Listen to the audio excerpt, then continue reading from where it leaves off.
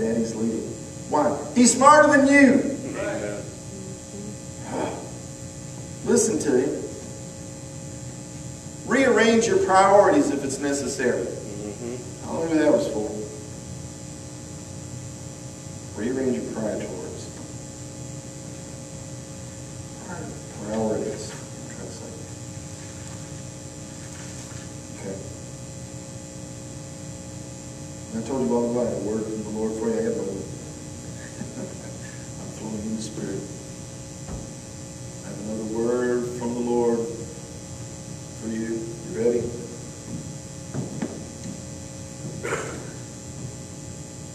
Pay attention. Move forward. Quit living in sin. Amen.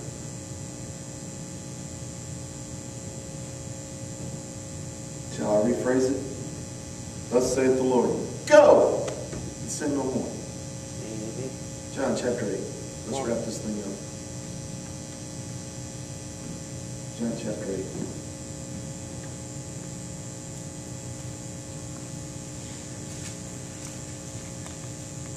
I've taught this thing 100 times and I would preach it every week if the Lord tells me to.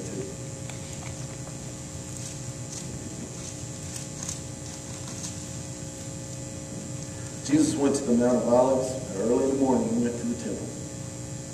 And all the people were coming to him, and he sat down to teach them. But the religious folks, scribes and the Pharisees, they brought a woman caught in the act of adultery. See, it's hard for me to read this without adding my input. They didn't catch her by herself. They caught two, but they brought one. Anyway, they said, Teacher, Jesus, this woman was caught in adultery in the very act. Now, in the law of Moses, it commands that we stone such a woman. What do you say? The law says she's guilty. Kill her. What do you say? Okay. They thought that you know why they did this? Why these religious people did it? They were trying to catch Jesus in a trap. We're going to put him in this situation, and if he says this, we got him. And if he says that, we still got him. You got him in a trap. Pay attention, because you're going to find yourself, as a representation of Jesus, you'll find yourself being trapped the same way. He'll do it to you. Remember, my whole point today is I'm teaching you about moving forward. What to do and what not to do. So Jesus, here she is, busted. Law says, kill her. What do you say? And he didn't. He didn't talk to him. He didn't answer him. He sat down, he stood, laid in the dirt, practiced something.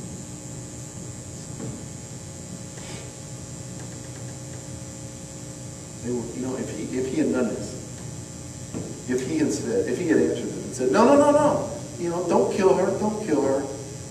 Yeah, she got caught, she got busted, but don't kill her. You know what? He would have been guilty at that point of being a breaker of the law of Moses. He would have been guilty of, well, you're not really a Jew. You're really not someone who lives according to the law of God. If he would have done it, if he had said, no, don't kill her, he would have been busted. He didn't say that. He didn't say nothing. And if he had said, remember now, he had multitudes of people following him that he was teaching, right? And he was teaching grace and compassion and mercy. And if he had said, yeah, you guys are right. Let's live according to the law. Let's kill her. Get some rocks. You know what?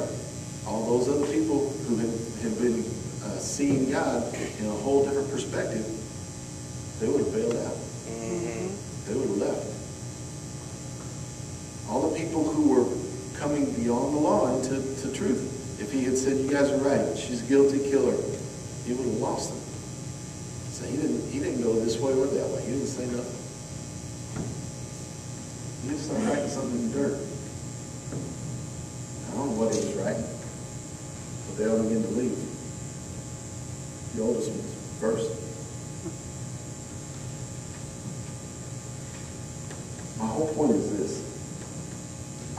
you about moving forward.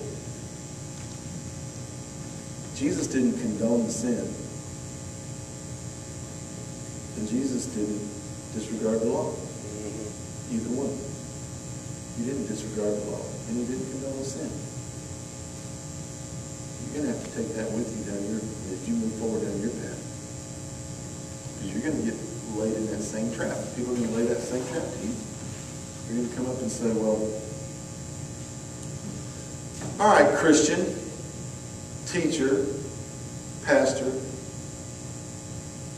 whoever you are, door greeter, photographer, so-called Jesus freak, I'm doing this. I'm living with my boyfriend or girlfriend or whatever. I'm doing this. Is God mad at me? Posing the question to you, does God hate me? Is God against me? Or is that okay? You're going to have to be like Jesus. You're going to have to be like Jesus. You don't need to condone that sin and say, oh, don't worry about it, it's okay. You know what? I'm helping you move forward. Do the same thing he did. He said, honey, I'm not saying what you're doing is okay. Don't misunderstand it. I'm saying I'm not going to condemn you. That's right. Now, move forward and don't do it anymore. Mm-hmm. Go and sin no more. You need to apply that to your own life. Well, I want to move forward. I want to move forward. Okay, God, where do I go? What do I do? Here's his answer. Go and sin no more. Mm-hmm. Move forward. Quit living in sin. So I want you to be, this is not just something you need to apply to your own life. This needs to be a tool that you carry in your little toolbox. Because you're going to be trying to lay into that same trap. What do I do? And here's your answer, honey. I don't condemn you. Now quit doing it. I'm not here to condemn you. I have no guilt for you. I have no condemnation for you. Now go on and don't do it anymore. That not only ought to be your answer that you help other people escape from whatever they're trapped in. Amen. That ought to be helping you move forward. Let go of the past, move forward. Here it is. Here's the big mighty word of the Lord for you. Ready? Go.